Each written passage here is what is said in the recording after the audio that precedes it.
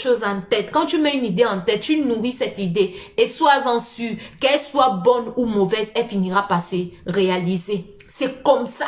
Ça ne ment pas. C'est-à-dire que si tu mets dans ta tête que le gars-là va me quitter tôt ou tard, ma chérie, tôt ou tard, là, ce gars-là va te quitter. Mais si tu mets dans ta tête que le gars-là, lui et moi, c'est pour la vie. C'est l'homme de ma vie. C'est le père de mes enfants. C'est la mort qui va nous séparer. Parce que moi, je ne suis pas venue rentrer dans un mariage. Je n'ai pas pris les bagages chez mes parents pour venir rentrer dans un mariage. Et puis pour retourner d'ici 3 matins avec mes bagages chez mes parents. Si tu te mets ça dans ta tête, ma chérie, c'est la mort qui va te séparer de ton mari. Mais si déjà toi-même tu te mets que, oh, le gars là, oh, hein, on a dit que le gars là c'est un voyou, donc je ne sais pas, oh, peut-être demain il peut me décevoir. Si tu commences déjà à mettre ça dans ta tête, sache que c'est ça qui va se réaliser.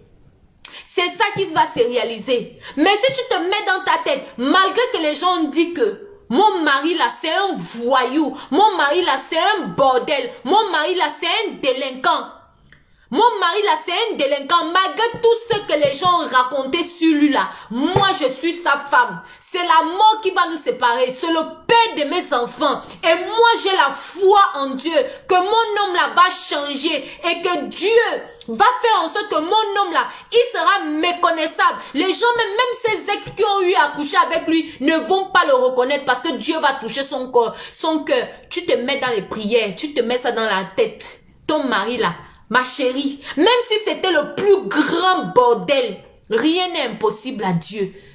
Rien n'est impossible à Dieu. Et rien n'est impossible à une femme qui prie pour son mari. Rien n'est impossible à une femme qui prie pour son mari. Vous êtes là, vous baladez sur les réseaux sociaux. Vous ne connaissez même pas que toi, en tant que femme là, tu dois prier pour ton homme. Tu dois prier pour que Dieu même l'élève. Tu dois prier même pour que Dieu lui donne le travail. Tu dois prier pour que ton mari, le vilain comportement qu'il a là, qu'il change ce comportement. Mais vous, 2, 4, 6, le gars a fait comme ça, il t'a fait pouf, tu es quitté, tu as pris tes bagages, tu es parti chez tes parents. C'est sa femme. C'est pas ça être une femme. C'est pas ça être une femme. Une femme là, tu dois prendre un homme là, tu dois être en mesure de prendre un homme là et puis le mettre à la tête. C'est-à-dire que des zéros sans un franc dans la poche et puis tu le mets, tu le rends héros. Le genre que tout le monde, c'est-à-dire même ces ex là, qu'il a eu à Mougou, ces ex-là qui lui disaient que tu ne trouveras jamais une femme qui va t'aimer comme moi. Mais elles sont surprises. Il faut surprendre. Il faut surprendre. Quand on vous parle de surprendre là, quand on vous dit surprenez vos hommes là, vous pensez seulement qu'il faut les surprendre Mougouli. Oui, c'est très important de surprendre vos maris au Mougouli. Mais c'est très important aussi de surprendre vos maris par votre attitude, par vos comportements, par vos gestes. C'est très important aussi. C'est ça aussi qu'on dit, tu marques un homme. C'est ça aussi, c'est l'une des façons aussi pour marquer un homme. C'est-à-dire, les gens ont gâté le nom de ton chéri. Les gens ont dit que c'est un gigolo. Les gens ont dit que c'est un enfoiré. Les gens ont dit que lui là, il ne considère pas les femmes. Il ne respecte pas la femme. Ma chérie, tu parles avec lui. Tu vois qu'il ne change pas. Tu essaies de prendre d'autres. C'est-à-dire que tu dois d'abord connaître ton mari et quel type d'homme. Parce que les hommes sont différents. Il y a les hommes qui comprennent pas les conseils. Il y a les hommes qui comprennent pas la bagarre. C'est-à-dire que lui, il veut d'abord que son foyer soit en feu pour qu'il change. Il y a aussi des hommes qui sont posés, qui aiment quand vous dialoguez. C'est-à-dire que tu dialogues avec lui. Tu dis, chérie, moi je n'aime pas ton attitude. Tu lui fais comprendre ce que tu n'aimes pas. Parce que souvent, il y a des hommes, ils font des choses, mais eux-mêmes, ils ne s'en rendent pas compte. Ils font des choses, eux-mêmes, ils ne savent pas ce qu'ils ont fait.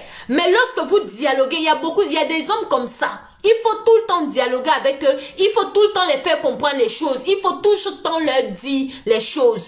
Mais si tu ne fais pas ça là, que toi, tu te fatigues vite là, ma chérie, le gars là, une autre personne va venir, une autre femme va venir récupérer ça et puis le rendre héros. Après, tu vas dire que, oh, non, moi je ne savais pas, oh, je ne savais pas. Donc, il est temps de savoir, 2022 est là. Donc, si tu sais que tu te retrouves dans ce genre de comportement là, que toi, malgré que tu vis déjà avec ton mari, malgré que tu es déjà marié, 1, 2, 3, 4, tu es avec tes copines dans les bars, tu es avec tes copines dans les rendez-vous, tu es en train d'accompagner tes copines dans les voyages, tu es en train d'accompagner, c'est-à-dire que tu n'as même pas, tu n'accordes même pas assez de temps l'homme qui t'a épousé, même s'il ne t'a pas épousé, l'homme qui va t'épouser, qui est encore là en pompier, mais demain là, il sera ton futur mari. Tu ne l'accordes pas le temps, mais pendant qu'il est ton pompier là, tu penses que lui aussi ne réfléchit pas, il réfléchit. C'est-à-dire quand tu fais certaines choses là, toi tu vas banaliser, tu vas te dire que il m'a pas encore épousé, donc je ne suis pas encore sa femme, je dois profiter. Quand toi tu es en train de te dire que je dois profiter là, c'est là où le gars lui il est en train de t'observer, il est en train de noter les points. Après tu te retrouves qu'au début de la relation tu étais à 10 sur 10, après tu te retrouves à 5 sur 10. Tu commences à dire que oh, les hommes sont mauvais, c'est parce qu'ils voulaient tout simplement te coucher. Non, c'est parce que toi-même tu te disais que il est en train de me prendre au sérieux.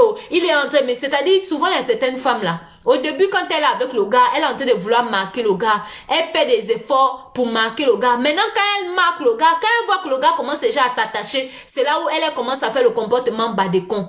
Mais quand toi-même déjà au début là, tu es en train de marquer le gars, tu l'as déjà marqué. Donc lui-même déjà, il commence à s'attacher à toi. C'est là où maintenant tu commences à voir, quand tu commences à voir que le gars est déjà attaché à toi, tu commences à faire le comportement bas de con. Quand tu fais le comportement bas de con comme ça là, quand lui se retourne maintenant aussi pour te rendre le même comportement bas de con, tu commences à dire que oh, le gars là au début il était comme